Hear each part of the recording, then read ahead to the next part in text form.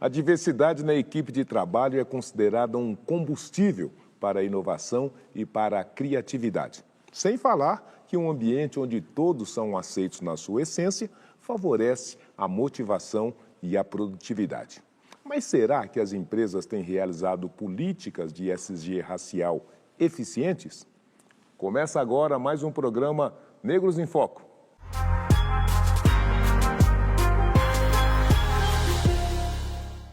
Olha, para se ter mudanças é preciso pessoas unidas e nas empresas a inclusão potencializa os resultados. Essa é uma temática que deve ser debatida e por isso nós convidamos a especialista em antirracismo e consultora de diversidade e inclusão, Viviana Santiago, e o cofundador e gerente executivo do Pacto da Promoção da Equidade Racial, Gibson Andrade Torres. Muito bem-vindos. Está tudo bem com você, Gibson? Tudo bem, obrigado, professor, pelo convite. Uma satisfação. Isso, uma gentileza. Viviana, tudo bem? Seja bem-vinda. Tudo bem, muito bom estar aqui com vocês. O ESG racial veio para ficar, Viviana?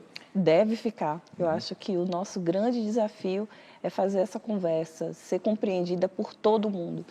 É uma questão racial que nos afeta a nós, pessoas negras, mas também afeta a sociedade inteira, porque quando as pessoas negras avançam, a sociedade inteira avança. Ô Gibson, o que é ESG, afinal de contas? ESG é um conjunto de boas práticas e ações que envolvem governança, meio ambiente e a questão social. E quando a gente discute o social, no Brasil existe a necessidade de se pontuar todas as nossas necessidades de discutir o racismo como a grande chave dos problemas e da desigualdade desse país. E por que essa conexão ESG e ESG racial? Por que precisa ser imbricado dessa natureza? Porque a gente não tem como conduzir um país com boas práticas e desenvolvimento e sustentabilidade sem discutir diversidade e discutindo diversidade a necessidade de colocar a questão racial como uma prioridade de solução desses problemas é um desafio que a gente ainda precisa ampliar em várias vozes. A gente diz sempre que é um jogo de ganha-ganha, todos ganham. E se todos ganham, Viviana, não deveria ter resistência para implementar essas ações no ambiente corporativo. Por que essas resistências ainda se apresentam? Pensar as resistências no ambiente corporativo tem a ver com a gente pensar com a estrutura do nosso país, né? A gente pensar que a gente é uma sociedade que vem de uma cultura escravocrata que acostumou, né, as pessoas com determinados lugares, né? Quem é que a gente vê em determinada posição, quem é que a gente não vê em determinadas posições? Quando a gente está falando de uma agenda antirracista para desenvolvimento, a gente está falando que a gente precisa mexer nesse jogo, que a gente precisa que todo mundo ganhe, quer dizer que quem tem demais precisa ceder um pouco, e isso é um fato. A gente está acostumado a ver, por exemplo, lideranças completamente brancas num país que mais da metade da população é negra. Vamos mudar essa realidade? Vamos. Então, a gente está falando de lideranças negras.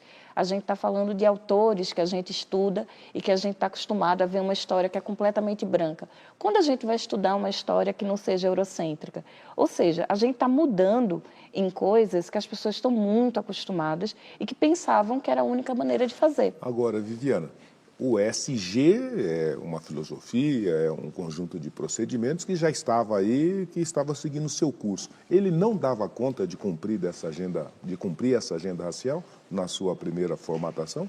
Não dava conta, né? Por quê? Quando a gente pensa a agenda dos Objetivos de Desenvolvimento Sustentável, que foi aquela que veio em 2015 para substituir a agenda dos Objetivos de Desenvolvimento do Milênio, que o Brasil foi muito exitoso, inclusive, foi um dos países do mundo que mais se destacou na implementação dos ODM. A agenda ODS, por exemplo, em nenhum momento ela fala da questão racial. Né? Quando a gente traz aqui para o Brasil essa agenda, a gente diz assim, não tem como a gente falar de uma agenda que vai falar de desenvolvimento, de sustentabilidade nesse país sem tocar na questão racial. Porque como é que a gente vai desenvolver deixando as pessoas negras para trás? Porque tem muitos modelos de desenvolvimento. E um modelo de desenvolvimento sustentável é aquele que consegue atender às demandas de toda a população. Aliás, o Pacto Global da ONU Brasil criou o movimento Raça e Prioridade, que busca o compromisso de 1.500 empresas em ter 50% de profissionais negros em cargo de liderança até 2030. Mas será que as empresas têm mostrado interesse em conquistar essa meta? Vamos acompanhar mais dados. Apenas 4,7% dos profissionais negros ocupam cargos de liderança no mundo corporativo. De acordo com pesquisa realizada pelo Instituto Ethos, divulgada em 2022, das 169 empresas participantes da pesquisa, 46% já incluem metas de diversidade na avaliação dos executivos e 34% dos líderes afirmam que existe um aumento no lucro, refletindo na remuneração variável de todos os colaboradores. Quando se trata de discussão de equidade racial, 76% das companhias têm um grupo dedicado a essa temática. As metas de recrutamento e seleção de profissionais negros, comparado à última pesquisa, aumentou de 27% para 39%. Já a meta para aumentar o número de negros em cargos gerenciais passou de 13% para 25%. Apenas 4,7% dos profissionais negros estão em cargos de liderança. Se nós estamos dizendo de um país com 55% de negros, tem alguma coisa muito fora do lugar aí. Por que não mudou? Falta de iniciativas, falta de cobrança da própria sociedade civil, falta de políticas públicas que posicionem as empresas em relação à entrega de metas claras e objetivas, em relação à colocação desses profissionais negros. Durante muito tempo a gente ouviu as empresas argumentarem da falta de profissionais qualificados para as posições de liderança, mas a gente observou que nos últimos 10, 20 anos o número de profissionais qualificados nesse país aumentou significativamente, o que não justifica mais esse discurso. Então agora o que precisa é compromisso, é engajamento dessas empresas a sanar essa deficiência que a gente tem. Viviana, nós conversamos no início que, ao final de contas, a empresa é gente. E a gente tem visto a ação de elementos internos importantes, né? Os grupos de afinidade, os conselhos de administração, as diretorias de diversidade e inclusão. Tudo isso tem sido elementos que têm contribuído nessa mudança, nesse aprimoramento, na sua opinião? Tudo isso tem sido elemento para mudar mesmo, mudar na prática, porque os grupos de afinidade, por exemplo, quando a gente pensa nas pessoas negras que estão dentro dessas empresas, fazendo uma pressão, discutindo sua própria realidade, refletindo por que a gente não avança aqui dentro e pautando a empresa, do que essa empresa precisa ter para melhorar. Quando a gente tem uma perspectiva de presenças negras nos conselhos de administração, essas presenças negras conseguem pautar para essa empresa que esse crescimento não pode se dar deixando as pessoas para trás. Quando a gente pensa em metas que sejam metas ambiciosas para não apenas contratação, mas quando é que a gente vai falar de plano de carreira das pessoas negras, processo de mentoria, quando é que a gente vai aportar o crescimento dessa pessoa aqui dentro, né? Então, na prática, todos esses elementos combinados conseguem criar as condições favoráveis para que a gente engaje profissionais negros, que a gente promova o crescimento e mantenha essas pessoas nas empresas. A presença das mulheres negras, das mulheres negras e dos negros no Conselho de Administração é uma medida importante, eficiente, eficaz para ajudar a fazer essa mudança? É uma medida importante porque quando a gente pensa que nós, enquanto pessoas negras, nós temos a sensibilidade de viver numa sociedade racista e saber o que significa ser negro vivendo nessa sociedade racista. Então, onde quer que a gente esteja, a gente leva a nossa experiência, leva a percepção, né, de fatos que estão presentes no cotidiano de pessoas negras como nós e somos capazes de promover um desenvolvimento e apontar um desenvolvimento que não se esqueça disso. E desde 2016, a Ambev tem buscado os aprimoramentos para se tornar uma empresa multirracial e também uma referência em ações de ESG. Nós fomos acompanhar de perto essa evolução e eu convido vocês para assistir.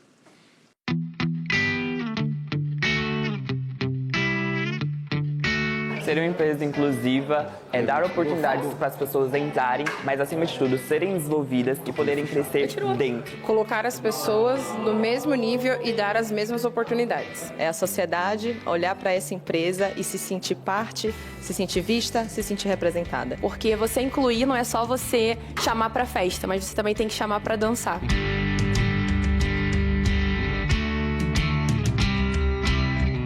E se eu pegar um recorte aqui de população preta, ela tem que estar inserida. É um potencial gigante, então é potencial de negócio também.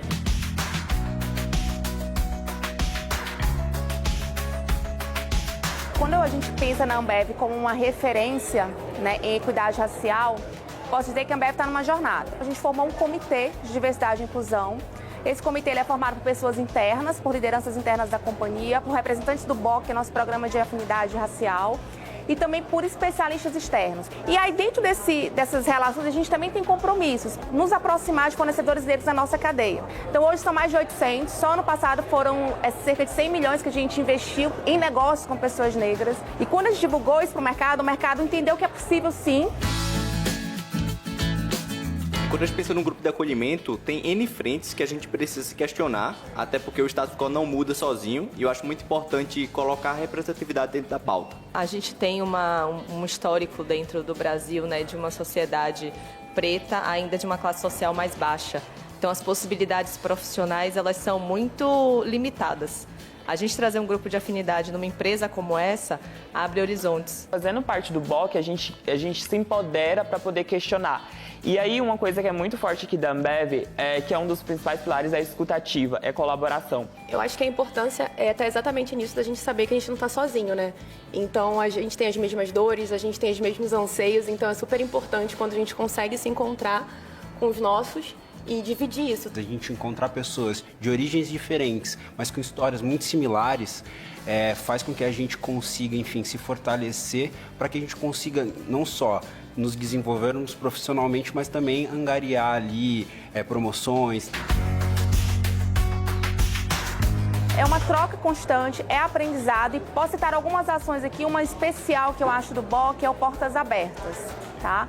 O Portas Abertas ele é um evento que já tem umas 5 edições e o que é legal que é um momento de troca, de escuta também com essas pessoas pretas que estão querendo entrar no mercado. Então, na Ambev hoje a gente tem 32 mil funcionários, dentre esses mais de 50% são negros e 27% são líderes. Isso mostra pra gente que a gente, quando a gente olha no geral, a gente reflete um pouco do que é a sociedade. A grande maioria desses líderes entraram por 2 portas de entrada. Ou foi o estágio ou foi o trainee. Então, o que a gente começou a mexer dentro de casa? E aí foi que a gente criou o Representa, que é o nosso programa de estágio específico para pessoas pretas. A gente começou com 10 estagiários, hoje já são centenas. E a gente está construindo aqui uma história. Através da Ambev, eu me sinto muito realizada, pessoalmente falando, porque a companhia me abriu muitas portas para ter acesso a coisas que eu não tinha.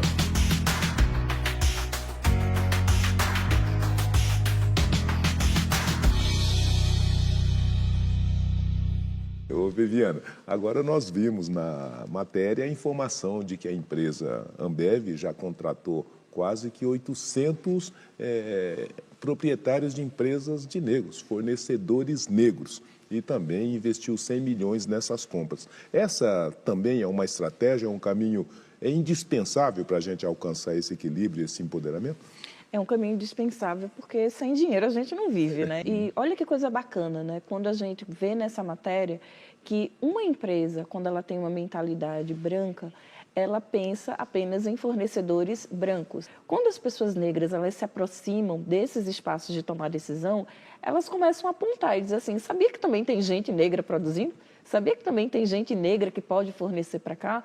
Então, a gente consegue dividir um pouco mais esse bolo. Ou seja, não é que as pessoas precisam perder, é que todo mundo pode ganhar, inclusive os negócios negros. Muito bem. Olha, no próximo bloco nós vamos entender como grupos de afinidades fomentam a diversidade nas empresas. O Negros em Foco volta já já.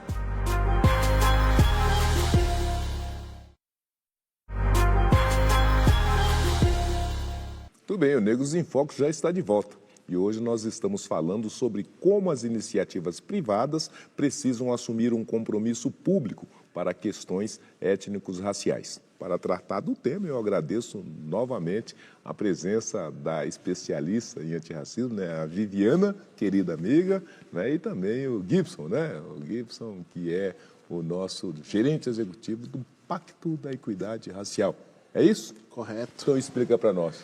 O que é o Pacto? O Pacto é uma iniciativa social voluntária e gratuita que oferece às empresas um protocolo ESG racial com um índice que mensura o desequilíbrio racial e que norteia as empresas a como corrigir esses gaps. Então, através desse protocolo ESG racial, as empresas têm a oportunidade de traçarem estratégias e metas para, no curto e médio prazo, a gente começar a virar o jogo e ter esses profissionais negros em todas as posições que a empresa precisa e merece. Quantos são as empresas do Pacto, Gibson? Atualmente nós estamos com cerca de 50 empresas quase 1 milhão de colaboradores já impactados com o projeto e a gente convida todas as organizações que estão assistindo o programa a conhecer a iniciativa. Para vir dançar também. Para vir dançar conosco. Ô Gibson, agora diga uma coisa, isso também é um fato extraordinário, um fato relevante na trajetória histórica, seja corporativa, seja da agenda racial. E é importante a gente trazer, professor, que são empresas que estão agora na vanguarda, porque elas estão assumindo um papel voluntário de expor à sociedade suas fragilidades, mas também de mostrar como que elas vão fazer ações afirmativas e fazer investimento social privado pautado em educação, em empreendedorismo, em mercado de trabalho, com recorte de raça, respeitando inclusive as questões regionais e os aspectos sociais de cada uma dessas organizações. Então você tem pela primeira vez uma iniciativa no mundo que consegue dar às empresas um diagnóstico completamente palpável de como resolver esse problema. Aliás, você falou um tema, você tocou num ponto muito importante. Você está dizendo que essa é uma das poucas experiências do mundo? Correto. Nós temos um grupo de economistas que desenvolveu esse índice com um espelho numa experiência americana, mas que não usavam os dados públicos. Então, aqui no Brasil, a gente tem acesso aos dados públicos como a RAIS, a CBO e a PEA, que é a População Economicamente Ativa, e através do cruzamento dessas informações você tem um indicador que mostra às empresas o quanto que ela precisa evoluir. Agora, Viviana, você lá no início disse que o ODS não recortava para a perspectiva negros e, por conta disso, foi necessário trazer, né, esse debate para dentro dessa perspectiva. E você estava dizendo também que a gente tem andado com a agenda, mas as mulheres negras não chegaram devidamente, não é? Isso é um limitador, isso é um problema adicional que nós precisamos resolver dentro dessa agenda ESG racial? A mulher negra é a base da sociedade brasileira. Se a gente não resolver todos os desafios que atravessam, né, a vida das mulheres negras, a gente não consegue fazer o país avançar. Elas são a maioria das pessoas em situação de vulnerabilidade, das pessoas que sofrem violência doméstica, estão desempregadas em subempregos e recebendo menos do que qualquer outra pessoa no mercado de trabalho, deve ser inspirador para todas as atitudes de equidade racial no país. E não só equidade racial, mas pensar em atitudes que pautem o desenvolvimento do país. Porque imagina que a quantidade de mulheres negras que estão nessa posição, né, de subalternização, se a vida dessas mulheres negras muda, a vida do país muda, a vida de todas as pessoas. Você acha que deve ter cota para negros, para mulheres negras no ambiente, na inclusão do ambiente corporativo, não? Deve ter cota para as mulheres negras, porque Isso as ajudaria. mulheres negras são frequentemente deixadas de lado, porque além de serem pessoas negras, são mulheres numa sociedade profundamente machista. Se a gente não endereçar que a gente precisa ter determinada quantidade de mulheres negras dentro do setor corporativo, elas facilmente serão esquecidas. É preciso esse compromisso. De toda maneira, como nós temos visto, integrar as práticas ambientais, sociais e de governança não é uma tarefa fácil. Por isso, a consultora de diversidade e inclusão, Marta Celestino, traz algumas dicas de como as empresas podem construir políticas eficientes e que protejam todo o seu ecossistema. Vamos acompanhar. É muito importante que a gente possa repensar também o capitalismo e as mazelas que o capitalismo deixa para a gente poder avançar com as pautas em ESG no mundo todo. É muito importante que as empresas que querem inovar nos seus produtos e serviços contratem com base diversa. Quanto mais diversidade a gente põe para dentro, mais possibilidades de inovação a gente tem em qualquer área. A experiência das pessoas é que as faz capazes de inovar. E a gente tem que considerar isso seriamente. As empresas, para propagar uma cultura antirracista, é muito importante que as empresas treinem os seus executivos, né? É bom fazer programa e colocar as pessoas da forma mais diversa para dentro, é muito importante. Mas é muito importante também que a liderança das empresas esteja treinada, esteja sabedora, conhecedora do que é o antirracismo e por que a nossa sociedade precisa ser antirracista. Então, acho que a melhor forma das empresas propagarem uma cultura é treinar e munir as lideranças de conhecimento, de letramento antirracista. O trabalho hoje, né, ele não é mais como o trabalho de, 50, 80 anos atrás, né? Ele é um trabalho onde a pessoa tem que se sentir realizando algo, de preferência realizando algo em conjunto. Então, as melhores iniciativas em ESG são aquelas que põem a pessoa no centro da discussão, né? Então, recorte racial, recorte de gênero, recorte LGBTQI+, Tudo isso tem que ser pensado para um ambiente de trabalho ser inclusivo e ser diverso. Transformação, mudança é coisa do líder. Quem faz mudança é o líder. E se o líder não estiver empenhado, se não estiver compromissado com isso, dificilmente a mudança se faz. A única palavra que resume essa resposta para o senhor é intencionalidade. O quanto que essas lideranças estão colocando da sua força, da sua dedicação para transformar esse contexto. Não adianta esperar somente dos colaboradores, não adianta aguardar a equipe de diversidade fazer um programa ou desenvolver, porque não existe uma receita mágica. Cada empresa é um organismo diferente. Então, mas intenção sem ação, sem pedra, cimento e areia, não faz mudança. Esses nossos presidentes têm tido, além da intenção, essa ação objetiva? Nós temos um grupo bastante significativo, mas ainda é muito pouco perto do universo do continente Brasil que a gente vive, né? Porque é aquele diálogo.